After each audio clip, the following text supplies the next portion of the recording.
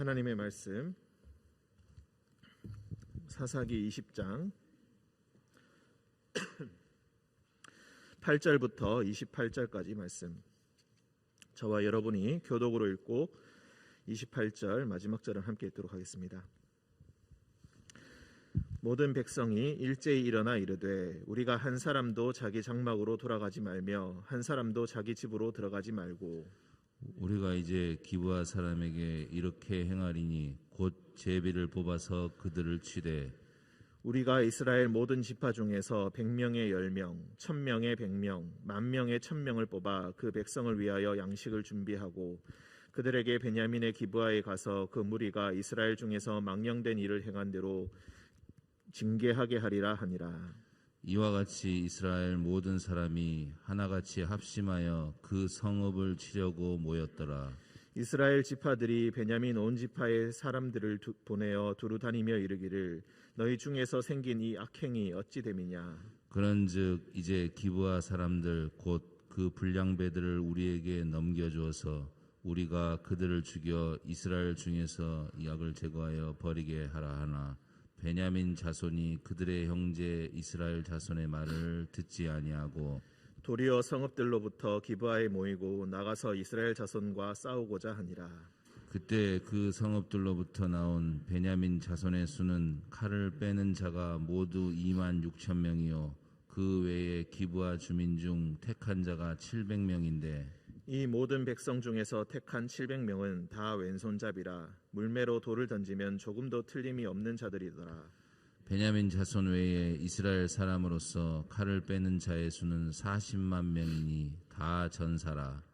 이스라엘 자손이 일어나 베델에 올라가서 하나님께 여쭈어 이르되 우리 중에 누가 먼저 올라가서 베냐민 자손과 싸우리이까 하니 여호와께서 말씀하시되 유다가 먼저 갈지니라 하시니라. 이스라엘 자손이 아침에 일어나 기브아를 대하여 진을 치니라. 이스라엘 사람이 나가 베냐민과 싸우려고 전열을 갖추고 기브아에서 그들과 싸우고자 하매 베냐민 자손이 기브아에서 나와서 당일에 이스라엘 사람 22,000명을 땅에 엎드려뜨렸으나 이스라엘 사람들이 스스로 용기를 내어 첫날 전열을 갖추었던 곳에서 다시 전열을 갖추니라. 이스라엘 자손이 올라가 여호와 앞에서 저물도록 울며 여호와께 여쭈어 이르되 내가 다시 나아가서 내 형제 베냐민 자손과 싸우리이까 하니 여호와께서 말씀하시되 올라가서 치라 하시니라. 그 이튿날에 이스라엘 자손이 베냐민 자손을 치러 나아가매 베냐민도 그 이튿날에 기브아에서 그들을 치러 나와서 다시 이스라엘 자손 18,000명을 땅에 엎드려뜨렸으니 다 칼을 빼는 자였더라. 이에 온 이스라엘 자손 모든 백성이 올라가 베델에 이르러 울며 거기서 여호와 앞에 앉아서 그날이 저물도록 금식하고 번제와 화목제를 여호와 앞에 드리고 이스라엘 자손이 여호와께 물으니라. 그때에는 하나님의 언약궤가 거기 있고 함께 읽겠습니다. 아론의 손자인 엘르아살의 아들 비느하스가 그 앞에 모시고 섰더라. 이스라엘 자손들이 여쭈기를 우리가 다시 나아가 내 형제 베냐민 자손과 싸우리이까 말리이까 하니 여호와께서 이르시되 올라가라. 내일은 내가 그를 내 손에 넘겨주리라 하시는지라. 아멘. 기도하겠습니다. 사랑과 은총이 충만하신 주님, 오늘도 주님께서 우리를 위해 빈다라고 하시는 찬양을 함께 부르며 주님의 인자하심을 다시 한번 찬양합니다. 새벽에 주님 앞에 나아왔사오니 주님의 말씀으로 우리의 영을 비추어 주시고 우리의 앞길을 주님의 빛으로 비추어 주시옵소서. 거룩하신 주님, 담임 목사님을 비롯하여 몸과 마음이 연약한 자들이 많이 있사오니 주님께서 찾아가셔서 위로하여 주시고 그 손을 붙잡아 주님께서 주시는 강건함을 다시 한번 맛보게 하여 주옵소서. 주님께서 우리와 늘 동행하여 주심을 믿으며 거룩하신 예수님의 이름으로 기도합니다. 아멘. 19장부터 21장까지 계속해서 한 이야기입니다. 레위인으로부터 시작된 레위인의 첩으로부터 시작된 불미스러운 일이 온 나라의 내전으로 번져나가는 그 과정을 잘 보여주고 있습니다. 이 본문을 계속해서 읽으면서 제가 느끼는 것은 아주 미묘하다는 것입니다. 책의 내용과 스토리의 전개가 참으로 겉으로 보기에는 그럴듯한데 하나하나 뜯어보면은 조금은 이상하다. 왜 이럴까? 이해되지 않는 부분들이 참 많이 있습니다. 지금 이 레위인이 자신의 첩의 시체를 12개로 나누어서 온 이스라엘에 보냈습니다. 그리고 그 사람들이 이스라엘 자손들이 모두 격분하여서 온 이스라엘 자손들이 한 자리에 모였습니다. 미스바에 지금 모여 있습니다. 베냐민 자손들만 제외하고 이들이 모여 있는데 레위 사람의 항변을 듣고 4절부터 7절까지 레위 사람이 왜 자신이 자신의 첩의 시체를 나누어서 보냈는가 거기에 대해서 설명을 하는 부분이 있습니다. 이 사람의 말을 온전히 다 믿을 수 있는가? 앞에 나와 있는 19장의 내용과 비교할 때 과연 이 사람은 참으로 진실만을 이야기하고 있는가? 물론 거짓말은 하고 있지 않다고 보입니다. 그런데 아주 미묘하게 자신의 잘못이나 자신의 과실에 대해서는 전혀 언급하지 않고 오직 기브아의 나쁜 점들만 부각하여서 지금 이야기하고 있습니다. 자신도 첩을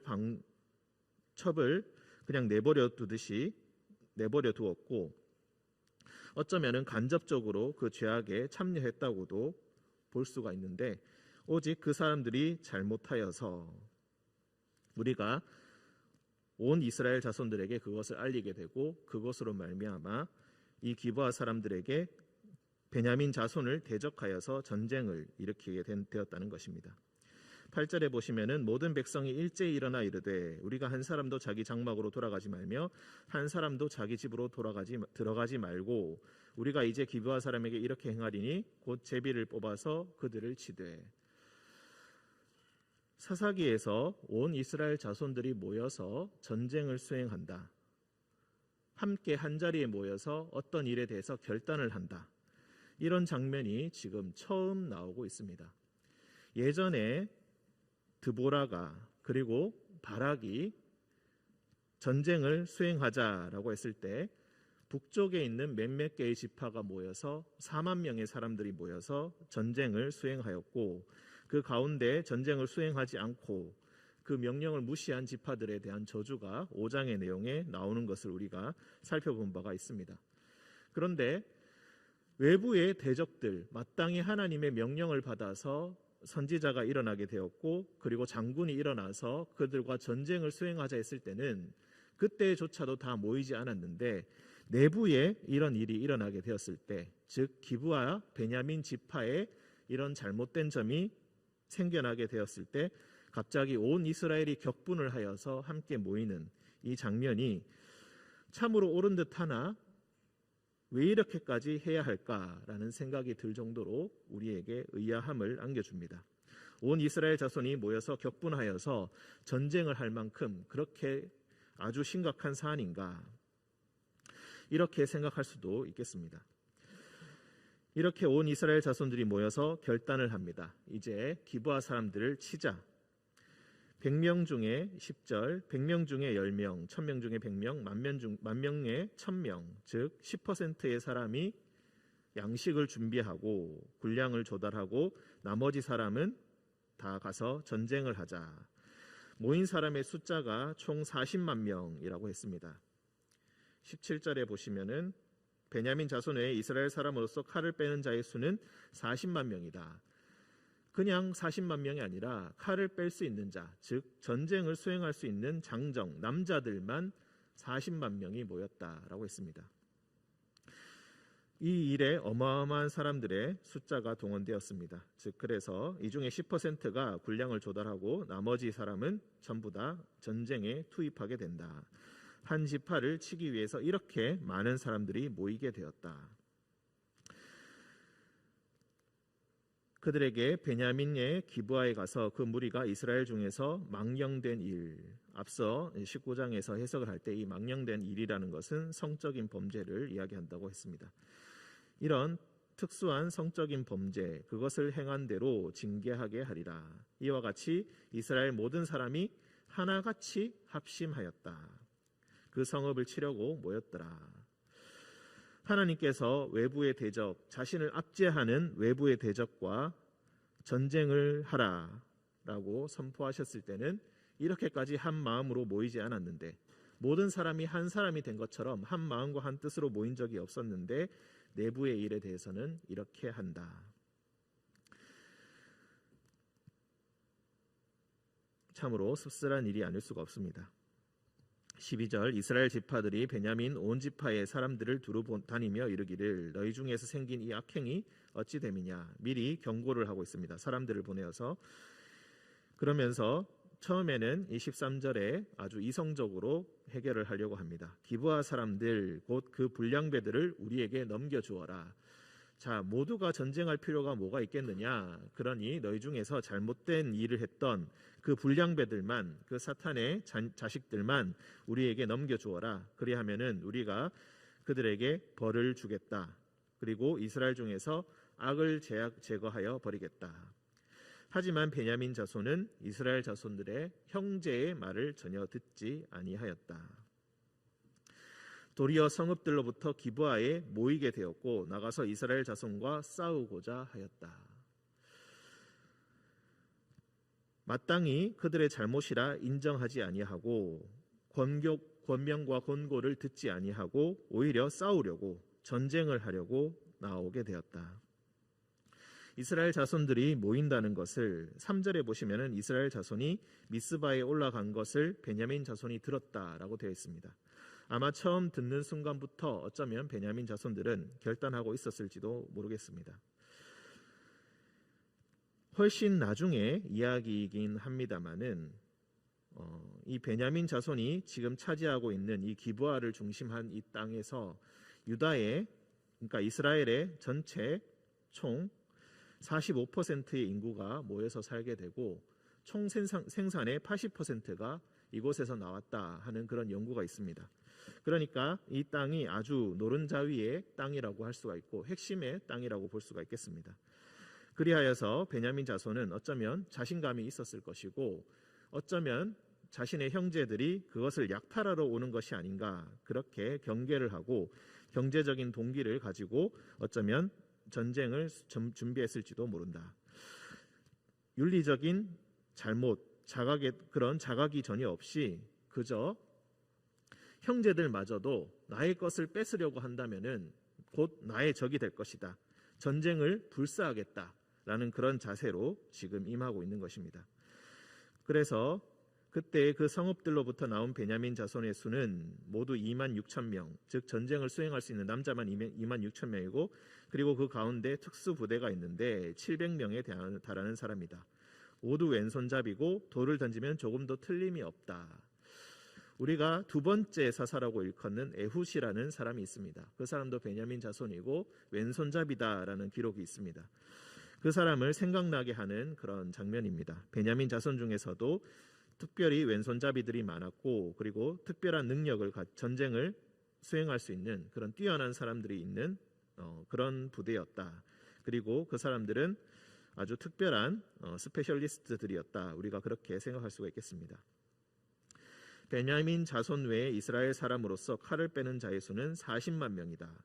26,000 대 40만의 전쟁이 지금 시작됩니다. 이스라엘 자손이 일어나 베델에 올라가서 하나님께 여쭈어 이르되, 여기서 베델에 올라간다 이 말도 굉장히 의문스러운 부분이 있습니다. 왜냐하면 베델에 하나님의 성소가 있었는가 우리가 이렇게 물어볼 수가 있겠습니다. 18장 31절을 잠깐 보시면은 하나님의 집이 어디에 있다고 되어 있습니까? 실로에 있다라고 되어 있습니다. 성경에 확실하게 드러나진 않지만 이 실로가 아주 특별한 장소다라는 그런 언급들이 종종 나오곤 합니다. 21장에도 가면은 여인들이 실로에 올라가서 하나님 앞에서 춤을 춘다, 하나님께 예배를 드린다, 이런 표현들이 있는데 실로에 하나님의 집이 있었다. 그곳에서 예배가 진행되었다. 그런데 지금 이스라엘 자손이 미스바에서 가까운 베델에 올라가서 하나님께 여쭈었다라고 되어 있습니다. 하나님께 여쭈는다라는 이 말은 그냥 막연히 나아가서 하나님께 여쭙는 것이 아니라 어떤 사람을 통하여서 하는데 보통은 제사장을 통하여서 그렇게 합니다. 우리가 뒷장을 보시면 28절을 보시면은 27절 하반절에 보시면은 그때에는 하나님의 언약궤가 거기 있었다. 아론의 손자인 엘르아살의 아들 비나스가 그 앞에 모시고 서 있었다. 이런 말이 있습니다. 즉 베델에서 계속 이스라엘 자손들이 전쟁에서 질 때마다 올라가서 베델에 이르러서 울면서 거기서 하나님께 여쭈었다. 비나스를 통하여서 하나님께 여쭈었다라는 것입니다. 그러면 우리는 이렇게 이해할 수가 있겠습니다. 하나님의 성소가 하나님의 집이 분명히 실로에 있는데 지금 비나스가 언약궤를 가지고 베델에 와 있다. 우리가 그렇게 이해할 수도 있겠습니다. 사무엘상에 보시면은 바로 다음 책인 사무엘상에 보시면은 블레셋과의 전쟁을 수행하기 위해서 엘리의 아들들 그 두 명이 홈니와 비나스가 언약궤를 가지고 블레셋 전쟁터에 나아갔다가 패배하여서 언약궤를 빼앗기는 장면이 나오게 됩니다. 하나님의 언약궤를 함부로 이렇게 옮기는 것이 과연 타당한 일인가? 우리가 모든 것이 보았을 때 이 모든 스토리들이, 모든 이야기들이 군데 납득이 가지 않는 장면들이 참 많이 나온다는 것입니다. 어쩌면은 이 일은 쉽게 행할 수가 없는 것인데 어떻게 이런 일이 일어났을까? 거기에 대해서 구체적인 설명과 해명은 전혀 없지만 이야기의 하나하나를 뜯어보면 뜯어볼수록 참으로 이해가 되지 않고 어쩌면은 우리의 상식에 어긋나는 일들이 참 많이 있다.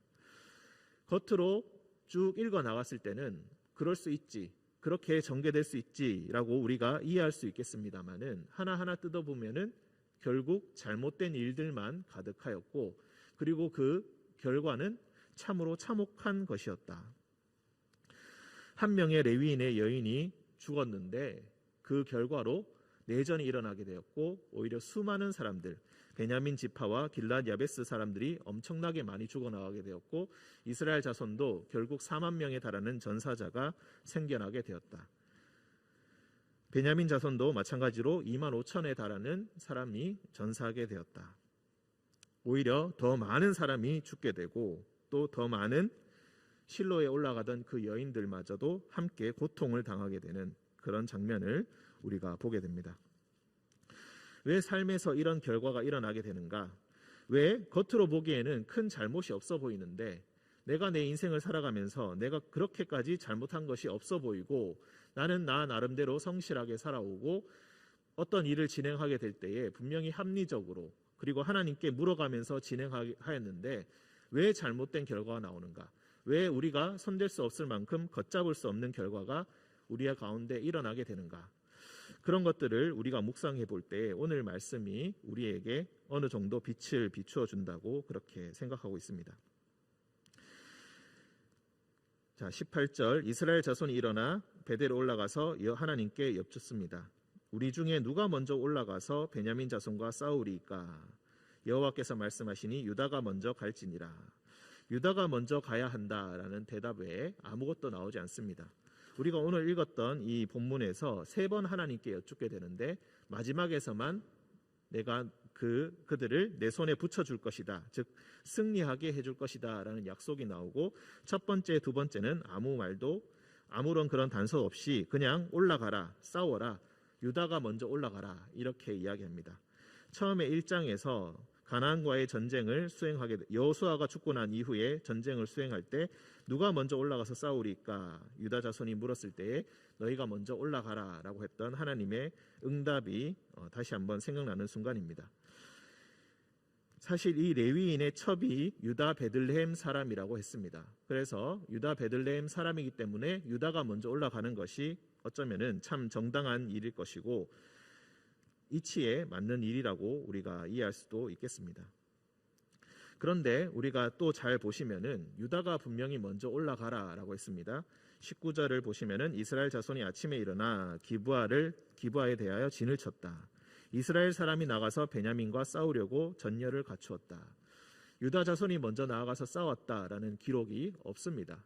하나님의 말씀에 대해서 순종한 그런 기록이 없이 그냥 온 이스라엘 자손이 한꺼번에 나가서 싸우는 듯한 그런 모습을 우리가 볼 수가 있겠습니다. 그러니 베냐민 자손이 이스라엘 자손 2만 2천 명을 땅에 엎드려뜨렸다. 그리고 22절과 23절도 우리가 읽어보시면은 다소 미묘한 구석을 생각할 수가 있겠습니다. 그렇게 2만 2천 명이 전사하고 하지만 기죽지 않고 낙담하지 아니하고 스스로 용기를 내어서 첫날 전열을 갖추었던 곳에 다시 전열을 갖추었다. 그리고 그 후에 또 여호와 앞에 올라가서 저물도록 울면서 여호와께 여쭈어 이르되 내가 다시 나아가서 내 형제 베냐민 자손과 싸우리까. 처음에는 누가 베냐민 자손과 먼저 싸우겠습니까? 라고 했을 때 내 형제라는 말은 전혀 하지 않았습니다. 그런데 여기서는 두 번째 물을 때는 울면서 내 형제라는 말을 덧붙입니다. 정상적인 반응이라면 23절이 먼저 나오고 그 후에 22절이 나와야 할 것입니다. 그런데 이스라엘 자손들은 하나님께 먼저 물어보고 그 말씀에 순종한다라는 개념 자체가 많이 사라져 있는 것으로 보입니다. 먼저 스스로 용기를 내어서 기죽지 않고 다시 진을 쳐놓고 난 다음에 그 후에 또 나아가서 하나님께 나아가서 울면서 하나님께 내 형제를 치리까? 라고 묻는 것이 과연 정상적인가? 정상적인 사람의 반응이라고 볼 수가 있겠는가? 아주 미묘하게 이런 점들이 어긋나 보이는 그런 것을 우리가 느낄 수가 있겠습니다. 그 다음에 또 그 이튿날에 이스라엘 자손이 베냐민 자손을 치러 나아가매 이번에도 또 패배하여서 18,000명이 땅에 쓰러지게 되었다. 이미 4만 명, 40만 명 중에 4만 명이 전사하게 되었다. 10%가 전사하게 되었다. 그러니 온 이스라엘 자손 모든 백성이 올라가 베델에 이르러 또 울면서 이번에는 금식하고 번제와 화목제를 드렸다. 어쩌면 여호와 앞에 처음부터 이런 법도를 갖추어서 금식하고 번제와 화목제를 드리면서 여호와께 물어보는 것이 그때 당시에 마땅한 법도일진데 처음에 물을 때는 그런 것 전혀 준비하지 않고 그냥 누가 먼저 싸우겠습니까? 당장 나가면 싸워서 이길 것처럼 아주 경솔하게 기도하며 경솔하게 하나님 앞에 여쭙고 그리고 그 대답을 듣고도 순종마저 하지 않는 그런 모습이 있었기에 어쩌면은 이 4만 명의 이런 내전에서 4만 명의 전사자가 나오는 그런 결과를 맞이할 수밖에 없었다. 그래서 다시 세 번째 내 형제 베냐민 자손과 싸우리까 말리이까 하니 올라가라 내일은 내가 그를 내 손에 넘겨주리라. 승리의 약속을 하나님께서 주셨다. 28절에 엘르아살의 아들 비느하스가 그 앞에 모시고 섰다라고 했습니다. 여호수아 마지막에 보시면은 그때에도 이 비느하스가 나오게 됩니다. 비느하스가 몇 살까지 살았다 그것은 우리가 알 수가 없겠습니다만은 사사기의 마지막에 이르기까지 엄청난 이런 타락의 상황들, 하나님 앞에서 하나님을 잊고 하나님의 백성으로서의 본분을 잊고 일어난 이런 도덕적인 타락, 영적인 타락, 온 사회의 타락이 이 비느하스가 살아있는 동안에 진행되었다라는 것입니다. 그러니까 이게 오랜 세월에 걸쳐서 일어난 일이 아니라 불과 100년, 길어봤자 100년 사이에 일어난 그런 일이었다. 하나님의 말씀에 순종하면서 자신이 도저히 싸울 수 없는 그 가나안의 거대한 군대와 맞서서 당당히 승리하던 그 신실한 하나님의 백성 이스라엘의 모습이 불과 100년 만에 온데간데 없이 사라지고 기브아는 소돔과 고모라 같이 되어서 형제들을 약탈하고 그리고 형제들을 약탈한 그 반응에 대응하여서 온 나라에 내전이 일어나게 되었다. 엄청나게 많은 사람이 죽고 고통당하는 결과가 일어나게 되었다. 왜 이런 일이 일어나게 되었는가? 결국 여호와께 좋은 대로 일을 행하지 아니하고 자신의 눈에 보기 좋은 대로 행하였기 때문에 모든 자들이 각자 자신의 눈에 보기 좋은 대로 자신의 소견에 옳은 대로 행하였기 때문에 이런 타락이 일어나게 되었다라는 것입니다. 모든 삶의 요소들이 분명히 갖출 것은 갖추고 있습니다. 하나님의 언약궤가 있고 제사장이 있고 올라가서 하나님께 물어봅니다. 그리고 도덕적인 잘못을 탓하면서 그들에게 벌을 주고 사회 안에서 악을 제거하겠다라는 분명한 명분도 분명히 있습니다. 이 전쟁이 과연 100% 잘못된 것인가? 그렇게는 볼 수가 없겠습니다만은 분명한 것은 결과가 아주 참혹하였고 모든 과정 가운데 제대로 된 것은 하나도 없었다. 모든 것이 제대로 돼 보였으나 정작 안을 들여다보니 잘된 것이 하나도 없었다. 그리고 그 결과는 참으로 끔찍한 것이었다. 우리 역시도 어쩌면 이스라엘 자손들과 이 상태와 똑같을지도 모르겠습니다. 영적인 타락, 도덕적인 타락이라는 것은 눈에 확 띄게 보이지 않고 때로는 모든 것이 제대로 잘 갖춰져 있고 나는 제대로 하고 있다라고 느끼지만 그 삶의 모든 중심이 사실 자신의 눈에 보기 좋은 대로 맞춰져 있고 미묘하게 모든 것이 엇나가 있으며 하나님께서 하나님을 중심으로 한 삶이 전혀 아니라 하나님을 주변으로 밀어내는 그런 삶을 살았더니 결국 모든 것이 다 잘못되었더라. 오늘 말씀을 통하여서 다시 한번 우리를 되돌아보며 다시 한번 우리가 시작하려 할 때에 어디서부터 시작해야 할 것인가 한번 고민해보는 오늘 하루가 되었으면 좋겠습니다. 함께 기도하겠습니다. 거룩하신 주님,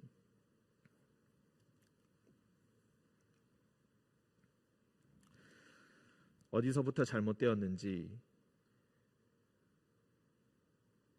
다시 모든 것을 올바로 되돌리기 위해서 어디서부터 시작해야 할지